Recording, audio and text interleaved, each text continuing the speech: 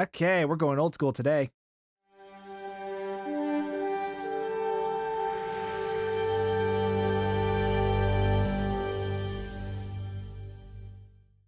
So a while back, Fanhome announced that they were doing reissues of several of the XL models that Eaglemoss had done back in the day. So yeah, if you missed out on any of the old XL models from Eaglemoss, Fanhome is going to be giving you a second shot at getting your hands on these technically older models. Now, from what I understand, these are still made in the same molds as the original models. They're just doing a new set of the original ones. So yeah, I don't think there's going to be any significant difference between the original Eaglemoss ones and these newer versions from Fanhome beyond just the packaging here, which you can clearly see these new reissues are in the newer Fanhome style branding. Now, let me get this sticker off here and then we can get a look inside of this thing. Now, obviously, the ship needs no introduction. This is the original USS Enterprise from the original series of Star Trek. So I'm not going to go into too much detail on the origins of this ship because, I mean, you guys know this ship by now. Come on. But yeah, Fanhome is doing reissues of a lot of the XL models, including every single version of the Enterprise that they had done, as well as some of the others as well. I think they're doing 20 models, which is a good chunk of the XLs because Eaglemoss only did 30 XLs, 31 if you count the Constellation class USS Stargazer. Okay, let's crack this thing open and see what's inside. And well, we can answer one question already that I know a number of people had with these reissues. There is a magazine, so that's nice to see. We'll get a look at that in a second. But first, we got to look at the actual model itself. So, styrofoam, and there she is. Okay, box. Ooh, it's heavier than I expected. Wow, that is a heavy ship right there. Like a lot of the weight is right here in the saucer section, and wow, that is heavier than I expected. Wow. It's a little surprising given how much metal there is in comparison to the rest of the ship, because like it seems like the only metal on the ship is just the saucer, and it's just like the top part of the saucer. Like with a lot of these, you can see the seam right here. That's where the plastic part begins, but everything else that's plastic. So yeah, the nacelles are plastic. The star drive section is plastic. So it's just the top part of the saucer that is metal, and yeah, it creates some weight on that thing, which is a little surprising. The model looks good. Obviously, the detailing on the model is going to be pretty basic, pretty simplistic because I mean it's the original Enterprise. This thing was meant to be very smooth, very basic looking. So yeah, it's not going to be super impressive with the smaller details in comparison to some other models of the Enterprise, like the D or the E. But yeah, it looks good. I'm pretty pleased with this. This looks nice. Get a little shot of the star drive section there. You can kind of see where like there was like little numbered sections written in there. They didn't really write those in all that well. It's just kind of like smushed in, but you gotta get the idea of what they were going for there. It looks good.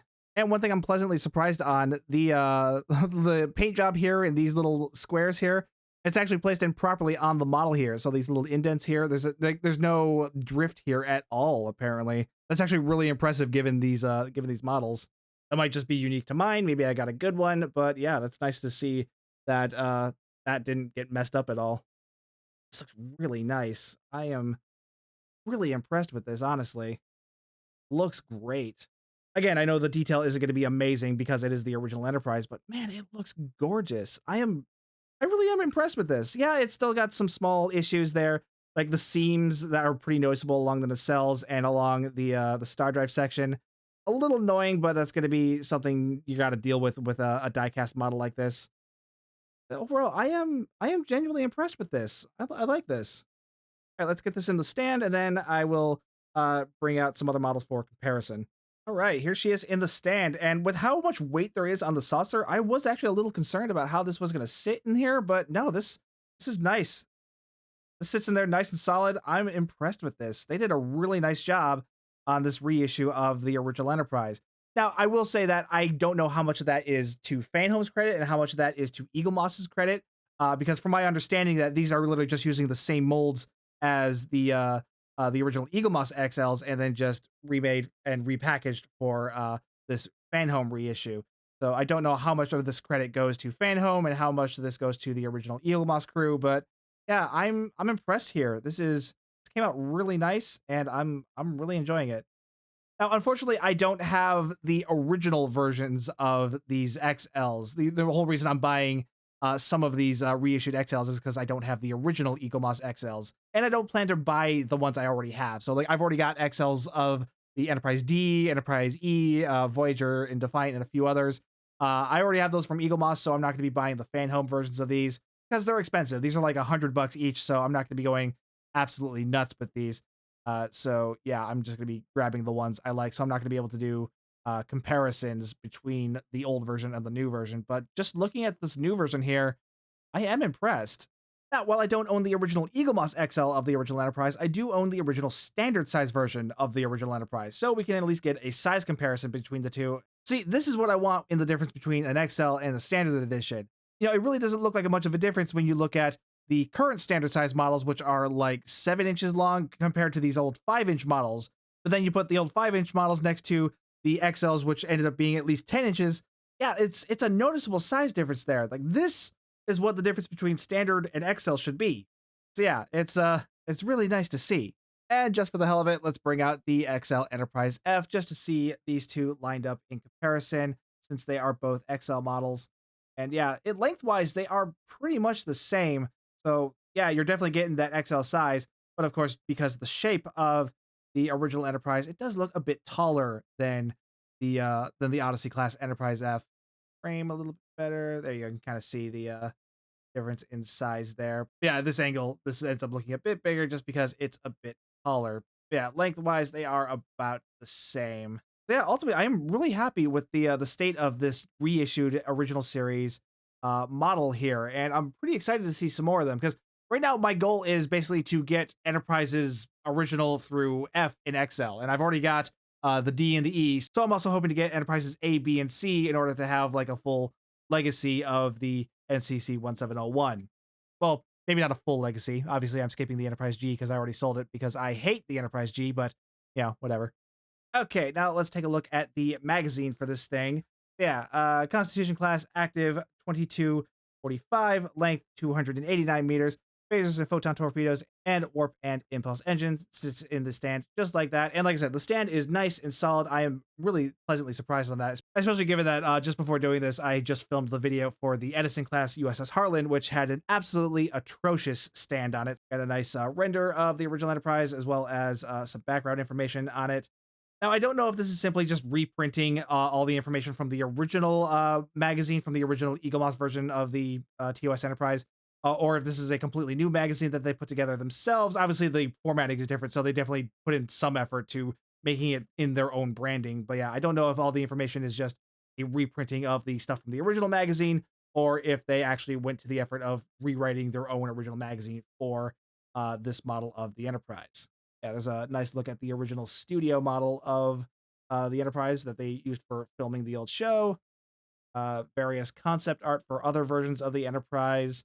Fun fact, Matt Jeffries went through a huge amount of concept designs before finally settling on this version of the Enterprise that we know from the actual shows.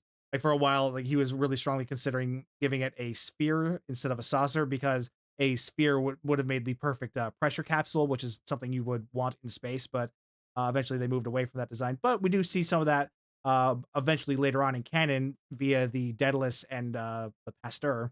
We got more concept art here, and here is the final concept art done by Matt Jeffries. And then we got more concept art over here, and then the final draft of the concept art by Matt Jeffries right there.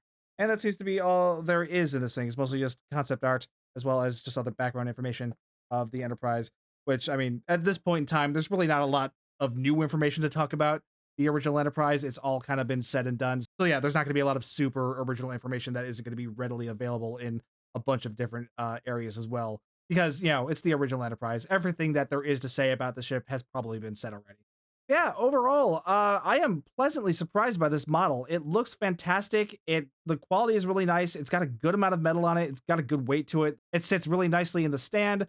The magazine, it's the magazine. It's not going to have any super crazy revelations about the original Enterprise that you're not going to be able to find other places. But I mean, it came with a magazine, which that's more than a lot of people thought it would, since these are reissues of the old Eaglemoss models. But yeah, I'm pleasantly happy with this. So if you missed out on these XL models from the Eaglemoss days, this is going to be a good time to keep an eye out on Fanhome's site because they are gradually re-releasing more and more of these. Though it is also important to note that Fanhome has also said that these reissues are only going to be available in limited quantities. So once they're gone, who knows if they're going to be coming back. So you can buy these reissued XL models from Fanhome's website, just like you do with the main collection, though it is important to note that there is no subscription service with these reissued XL models, unlike with the main collection. So with the main collection, with the subscription service, you get early access to these and a small discount.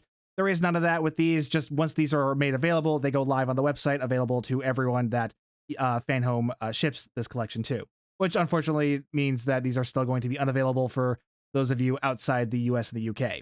Sorry. But yeah, they started releasing these last month. They did the original Enterprise and the XL version of the Cerritos. This month, they did the XL Enterprise D. I already own the XL Cerritos and XL Enterprise D from Eaglemoss, so I didn't bother getting those, but I did not own the original Eaglemoss version of XL Original Enterprise, so I managed to snatch that up. And next month, they are going to be doing XL Enterprise C, which is for some reason labeled Enterprise D. They've been doing that a lot lately. I've been seeing that there have been a lot of mislabels initially. Eventually, they'll get that corrected. Like when they originally posted the Enterprise D here, it was originally labeled Enterprise C. So yeah, they've been, hopefully that'll get corrected before this goes live on December 13th. But yeah, December, they're doing XL Enterprise C. And then January, they are doing XL Voyager, which XL Voyager I already owned, but I did miss out on XL Enterprise C, so I'm going to be grabbing that one next month.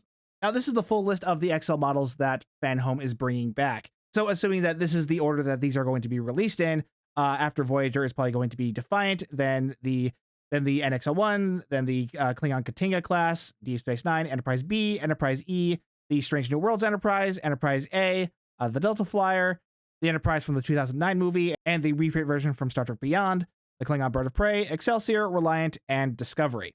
So yeah, that is probably the release order, unless something's changed. We've already seen that the original Star Trek collection has already changed a little bit by swapping out the Gagarin for the Credence, so I would imagine that this is also possibly subject to change. But yeah, assuming nothing changes, they are going to be releasing these models 1 or 2 at a time each month. But yeah, if you really want to see those, let me know down in the comments. And while you're down there, like, subscribe, hit the bell for notifications. If you'd like to further support the channel, hit that join button to become a member. Check out the affiliate links in the pinned comment. Check out the merch store. If you're ever shopping on the Epic Game Store, be sure to use my content creator code STU1701. Any of these really help me out, and I really do appreciate it. Either way, though, thank you so much for watching. My name's Stu, and I will see you guys next time.